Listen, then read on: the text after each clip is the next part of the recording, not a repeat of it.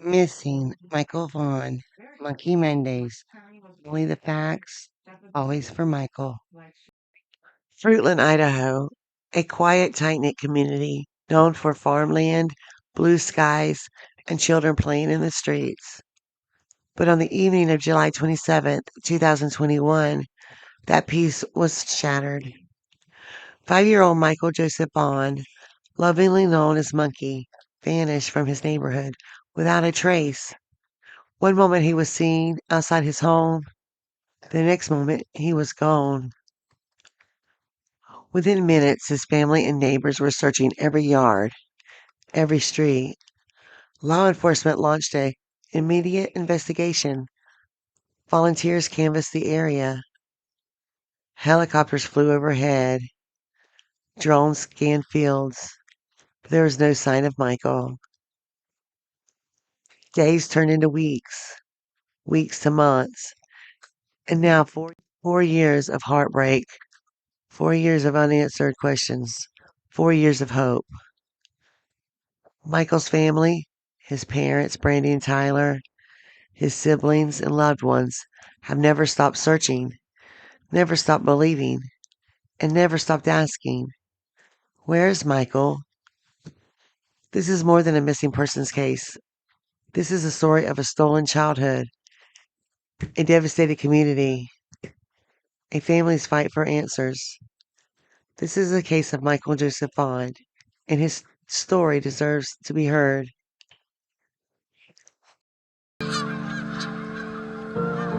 There's a hole. July 27th, 2021. But we keep moving on every day, and we don't give up. The day the world stopped turning for one Idaho family. I always write every day what day it is. And it says, be strong, be brave, be fearless. You are never alone. It is pure joy, love, excitement, much excitement, energy, lots of energy. You can't not fall in love with him.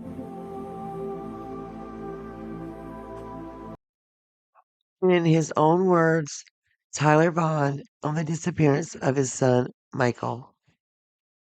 Anything helps. Anything. We are still actively working on Michael Vaughan's full timeline, but taking a short break this week to focus on a powerful video highlighting the emotional journey of his father, Tyler Vaughan. Through a series of interviews over the years, Tyler has shared heartbreaking insights into the pain, hope, and determination that continues to drive the search for Michael. I knew something was wrong. Tyler Vaughan speaks out on son Michael Vaughan's disappearance. Tyler Vaughan, father of missing Fruitland boy Michael Joseph Vaughan, has chosen his words carefully over the last 4 years. But when he does speak, his voice reveals the heartbreak, hope, and strength of a father determined to bring his son home. We won't ever give up. We have to stay vigilant, and as hard as it is some days, and bring him home. Michael disappeared on July 27th, 2021, vanishing from his neighborhood within minutes. Tyler was home with Michael and his baby sister, while Brandy Neal, Michael's mother, was at work. I had just changed the baby's diaper and was ordering a pizza, Tyler recounted in interviews. I walked back into the living room and realized Michael was gone. I looked down the street and I knew something was wrong, he said. Michael never went far. He always stayed close to home.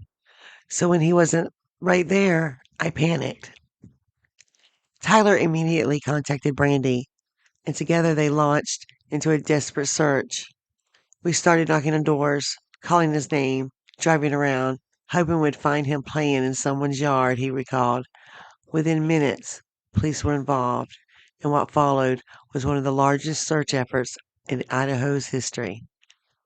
Nicknamed Monkey, Michael has become a symbol of resilience and heartbreak for the Fruitland community.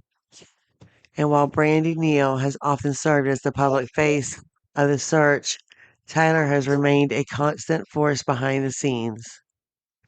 In one interview, Tyler shared, "People think I'm quiet because I'm okay. I'm quiet because I'm broken, but I can't break down. I have to be strong for my family." He's spoken rarely, but powerfully. In a separate appearance, he said, "He's our boy. He's out there, and we're not giving up. Not now, not ever." Tyler's love for Michael is etched into every word. His quiet strength and calm determination have carried the Vaughan family through years of pain, public scrutiny, and unanswered questions. One family friend put it simply, "Tyler may not be the loudest voice, but he's the backbone of this family. He's been Michael's protector since day one, and he's never stopped." As the 4-year mark of Michael's disappearance passes, Tyler's message to the public is steady and clear. "We know someone out there knows something. Please do the right thing. Help us bring Michael home." If you have any information, call or text 208-343-COPS or email findmichael@fruitland.org, because every child deserves to be found, and Michael Joseph Vaughan deserves to come home.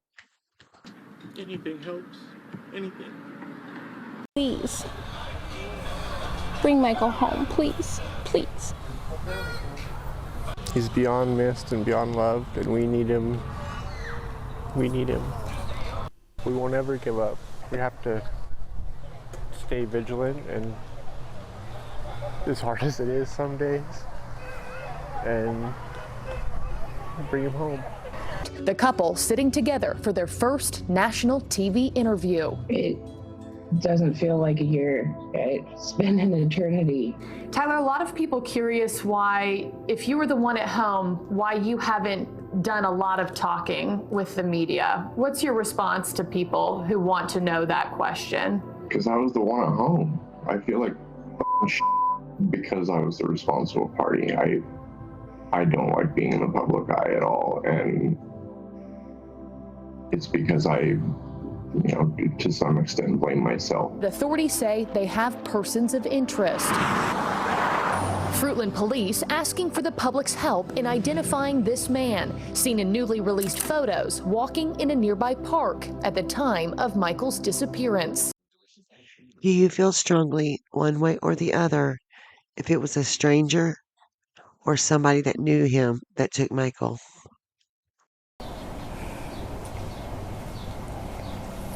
Don't know. Don't know. We definitely feel that he was taken. I mean, Tristan's been here from the beginning. There was thousands of people here. He's not here. So he must be somewhere else.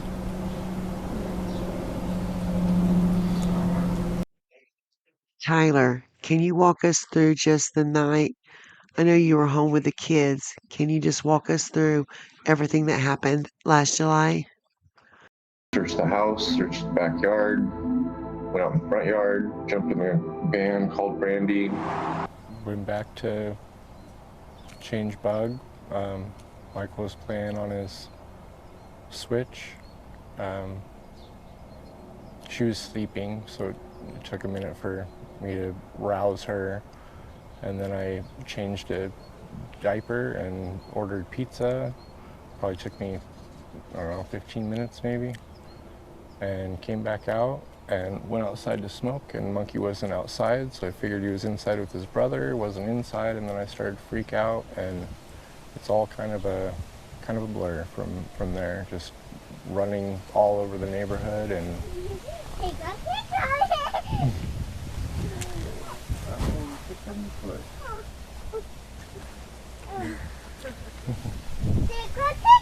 tickle, tickle. Hi, Tickles. Did you, what time was that? I ordered the pizza at 6:40. I really couldn't tell you any other timestamp besides that with 100% certainty. And I don't even know if that's when I entered the order or when I finished the order or or what? The receipt said 6:40. And were you in the house when you ordered, or were you outside? No, I was in the back bedroom with Bug. And following, I mean, when you realized that you didn't know where Michael was, I mean, what did you do then? Did you knock on neighbors' doors? Did you? I came outside and I looked down the street and I hopped in the car and called Brandy and drove to the splash pad and then all over the neighborhood, walking, running, driving. Like I couldn't tell you where. I mean, I didn't leave the neighborhood, but all up and down this, 8th Street complex, we were both all over. Some of the people that like to speculate are wondering, well, why did you call Brandy? Why didn't you just call the police first? I mean, what was your thought going into that? I mean, obviously it probably wasn't rational because you were anxious. But I mean, can you just explain a little bit about your process in that way? I was scared, and she was the first person I thought to call.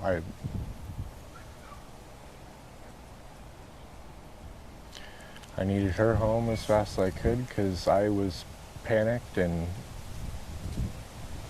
out of my mind.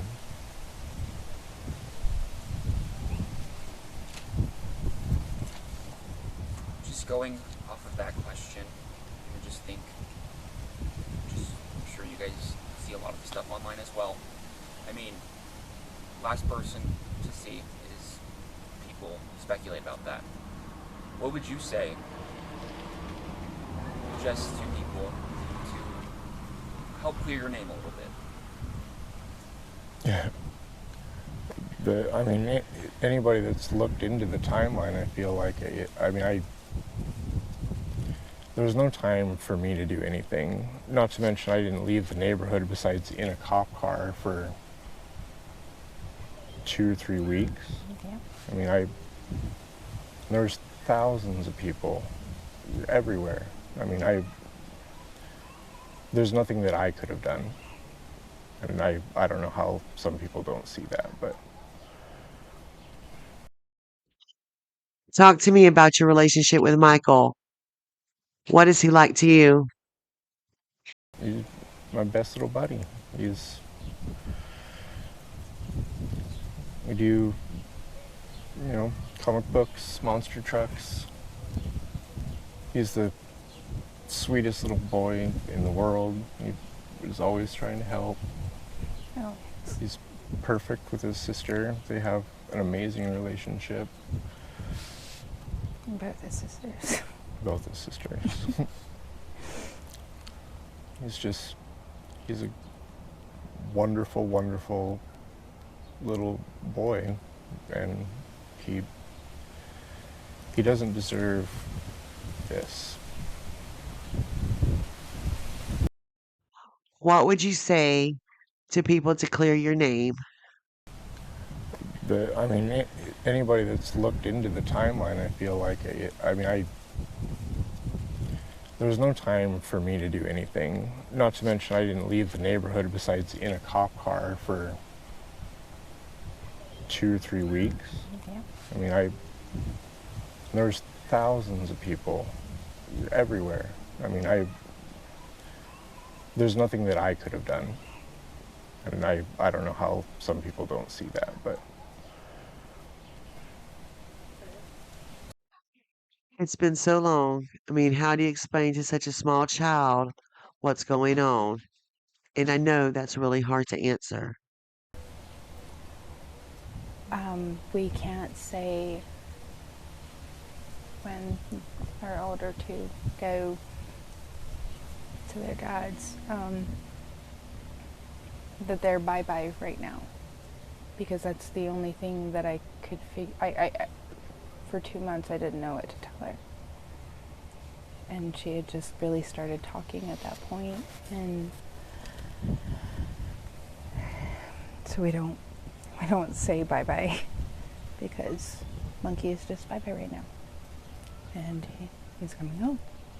He'll be home. He's just bye right now. So. Does she ask where he is? Ask where he is?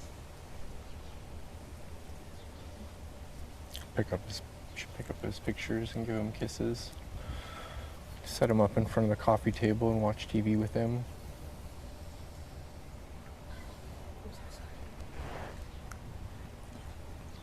She pulls out his Batman cape and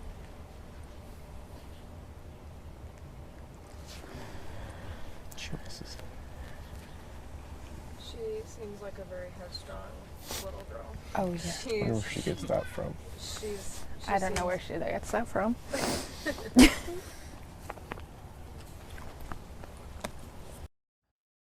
As we approach the 1 year mark, what do you want besides finding Michael and bringing him home? What would you like to see law enforcement do? What would you like to see the community do? What would you like to see the world continue to do? Keep his face out there. Don't let the story go away. Bring him home. Bring him home. And Hope that, somebody finally sees one of these, or somebody finally gets the courage to come forward and give that tip that leads us to him, or maybe the person that has him, drop him off at a hospital or a police station or whatever.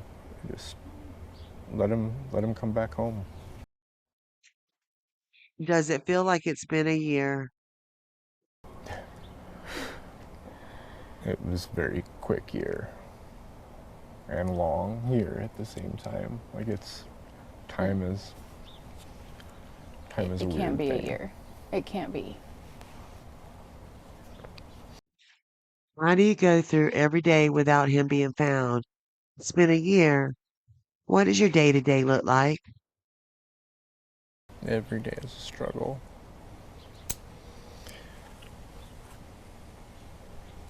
It's kind of how we do it is day to day. I don't want to get out of bed every day. But we do it. And we try to keep our stuff together. Try. And just get through every day. Hoping every day gets us closer to being whole again.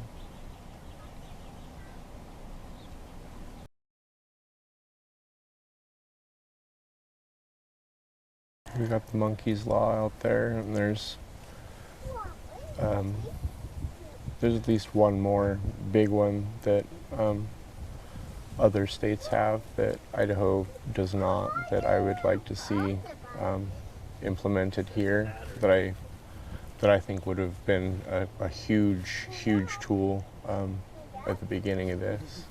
And So when you say big one, like an alert is what you're referring to? not an alert. I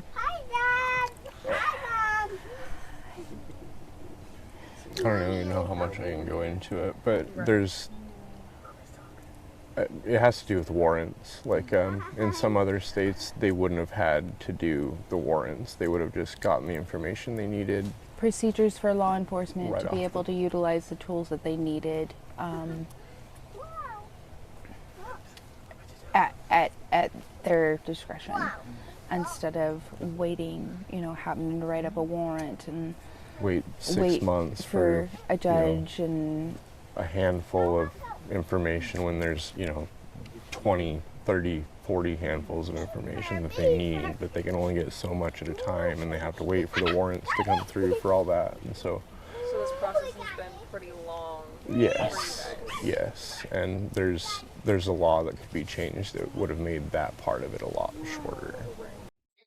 You mentioned this back in December when we spoke, talking about who do you turn to in times like this? What kind of support groups? Nobody knows what you guys are going through besides you guys. You mentioned that it doesn't get easier. Some days you just want to stay in bed all day. Have you guys found more support just in this last 6 months since we last talked? Brandy's been pretty heavy in counseling since the beginning. I'm in a peer group through the John Walsh Foundation. I help them to hope. Foundation. So I speak with another lady every week about, and she's been through a very similar situation. So it's that's helped me. We've I also, tried the with a few other foundations. yeah. They've been very helpful. Kane and Melissa. The Karen Harmon Foundation has been extremely helpful. I mean, not maybe necessarily the same situation. You mentioned hope. What does hope look like right now? Parts. We just know we can't give up, and so we have to have hope. And as hard as that is sometimes to hold, we have each other, we have family, and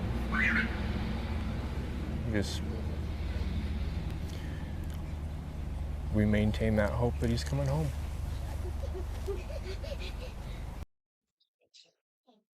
What is that like? You guys have to kind of keep a close eye on a lot of stuff. Sorry. That happens sometimes. Yeah. I mean, they're probably like, why are these cameras on here? Yeah, but that's... Or they know, and everything. Yeah. I mean, just... we've only had one bad scenario, but right. we do have to deal with stuff like that on Law almost enforcement the was daily. right here in a minute, so less than a minute. Was it just someone harassing you guys? Yes. Yeah, it was a private press conference when we did it inside the In City November. Hall. Somebody followed us home from that press conference, and it turned into a... Not a great scenario. So. There's a part of you that's like, I want to know every part of this case. I don't know every piece of information, but also law enforcement not giving you every single piece of information. Does that give you a good sense that they're doing what they know is right? Yes.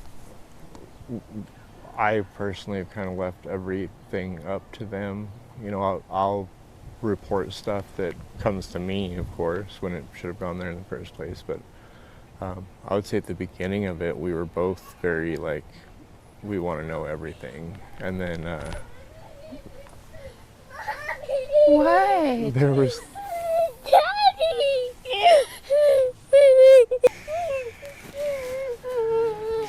And there are certain things that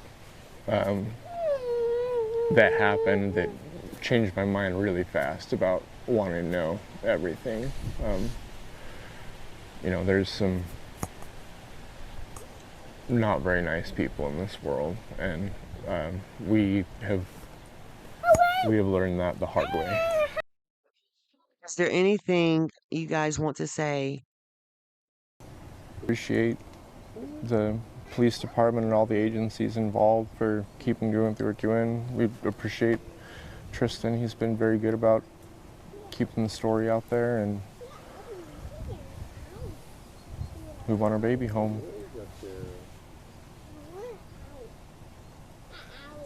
Please.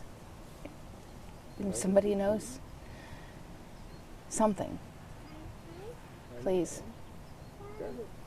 Use your strength, use your courage. Please come forward. Michael deserves to be home with us and our family. His big sister, his big brother, all of us, we all need him. You're climbing in the tree?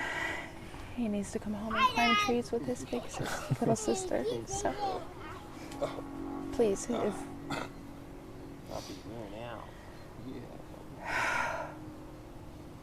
please, We are begging as a family, as a whole, as a community, as the world, we're begging, please have your strength and courage to give us something to bring Michael home. And Monkey, we love you. We miss you. We just miss our baby and we want him home. Anything helps. Anything.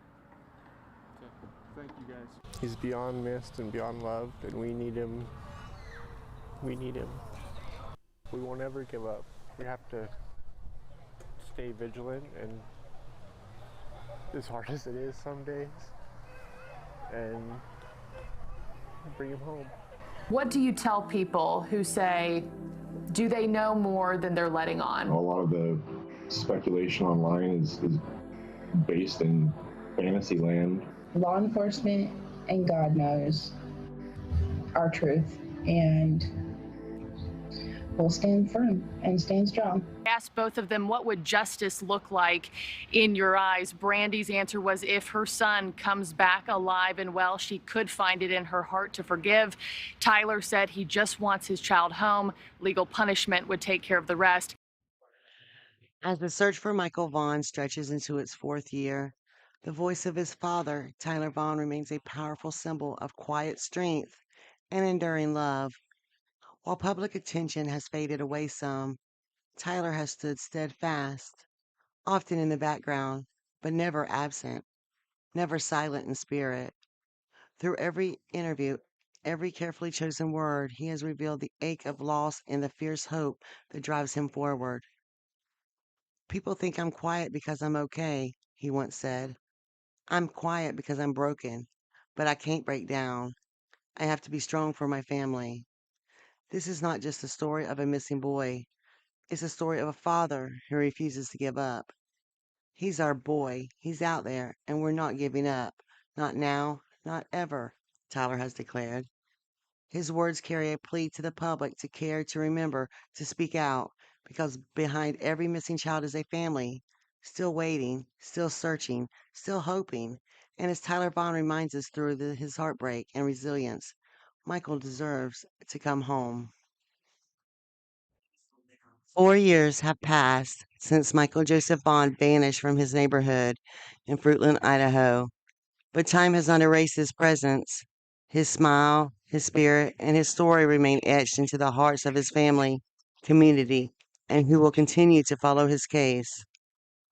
His parents, Tyler Vaughan and Brandy Neal, have lived every day with unanswered questions and unimaginable pain. Yet through it all, they remain a united front, tireless, courageous, and unwavering in their pursuit of truth. This is not a closed chapter. This is not a cold case. Michael's disappearance is an open wound in a tight knit community that refuses to forget. Leads are still being followed, evidence is still being reviewed, and love continues to fuel the fight. Because someone knows something, and because a little boy named Michael, affectionately known as Monkey, deserves to be found. If you have any information, no matter how small it may seem, please speak up. The Vaughn family is still waiting. Hope is still alive. Please call or text 208-343-COPS or email findmichael@fruitland.org. Please help bring Michael Joseph Vaughn home. Anything helps. Anything. You can't take one of our most precious citizens from us and ever expect us to stop. He's coming home. The Roundtable presents Spotlight on the Vanished. Real stories, real children. Still missing 5 years later, Bridgeton community seeks answers in disappearance of Dulce Maria Alavez. The search for missing child Dulce Maria Alavez continues nearly 6 years after the 5-year-old vanished from a playground in Bridgeton, New Jersey. Her case, one of the most high-profile unsolved child disappearances in the state, remains open as family, law enforcement, and the public refuse to give up hope. On September 16th, 2019, Dulce had been playing on the swings at Bridgeton City Park with her younger brother, just a short distance from her pregnant mother, Naomi Alvarez Perez, who was sitting in a parked car nearby and helping her younger sister with homework. Moments later, Dulce disappeared. I went over and I only saw my son crying at the swings, Alavez Perez told reporters. It's been 5 years without my daughter. We just want her back home. Investigators are still searching for clues in the disappearance of Dulce Maria Alavez. She was last seen at Bridgeton City Park in Cumberland County, New Jersey, and today marks 5 years since she vanished. She would be 10 years old now. Action News reporter John Paul joins us live from Bridgeton with the details on this somber anniversary. John. Rick, it is a somber anniversary. It's been so difficult for the family these past 5 years looking for signs of little Dulce, who was just 5 years old. The family and friends are still here at the park. They're gathered around that tree. They call that Dulce's tree. You can see there's a poster with her picture on it. The family is there. They have cupcakes. They're trying to get the word out that they are still looking for the little girl who disappeared from this park 5 years ago today.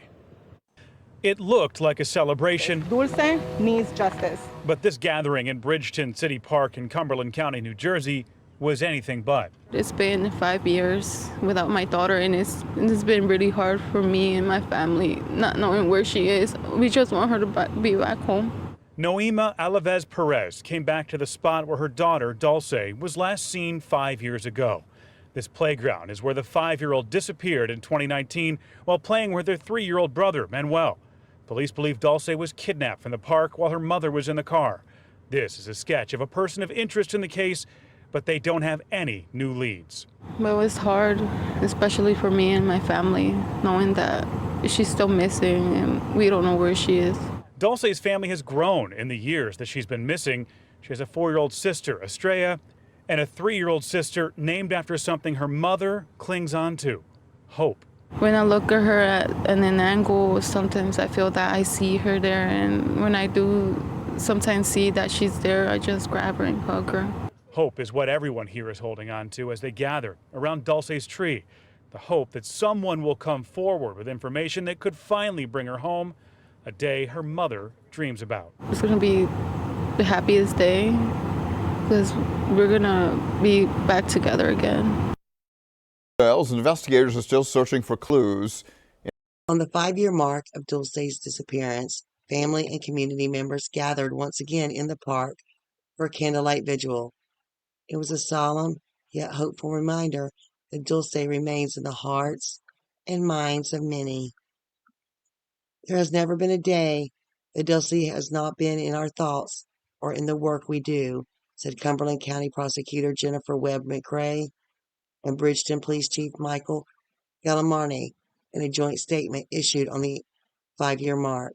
Dulce went missing from the recreational area of Bridgeton City Park shortly before 5 p.m. on Monday. I would like to introduce Dulce's grandmother. She is the maternal grandmother of Dulce Alavez for just a few words. Ayuda a nuestra familia, les suplico, por favor. Ustedes no saben. Could you translate that for us, please? Mi nietecita, no sabemos cómo está. Les suplico, por favor. Les ruego que nos ayuden.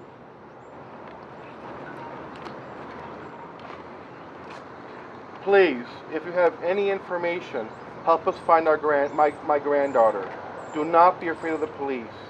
We have not been able to eat nor sleep. You can't imagine what we are going through. We are very sad. Please help our family, I beg of you.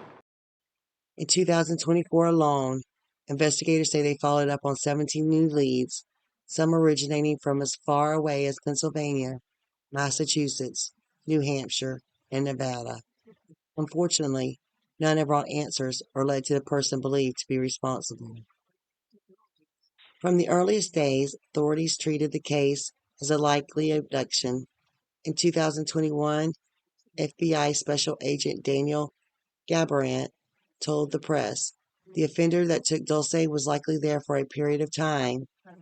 It was a crime of opportunity.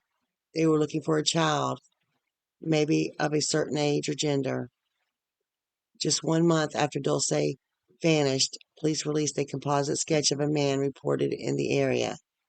The person of interest is described as a light-skinned Hispanic male, approximately 5'7", 30 to 35 years old, last seen wearing a white t-shirt, blue jeans, and a white baseball hat. A red van was also reportedly seen near the park that day.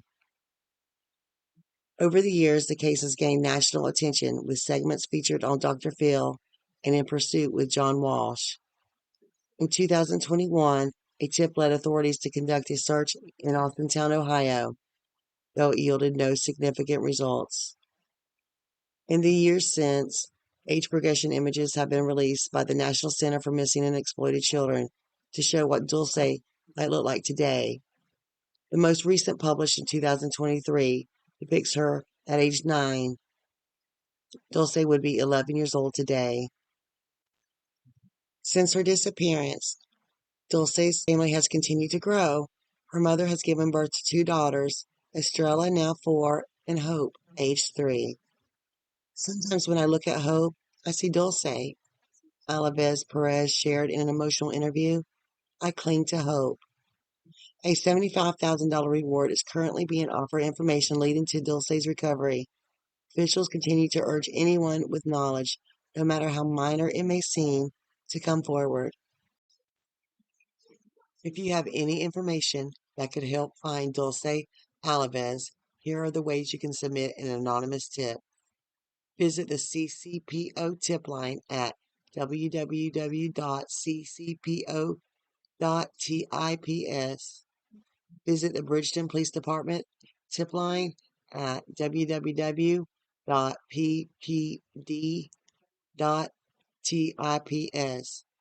Call the Bridgeton Police Department at 845-451-0033.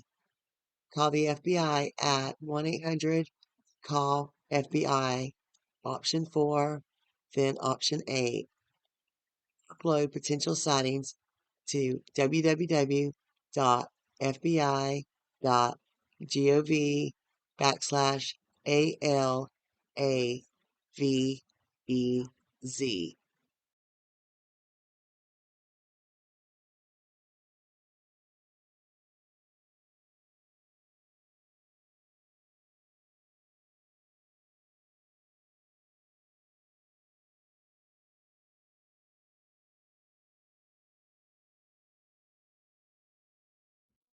Hope, that's why we're here.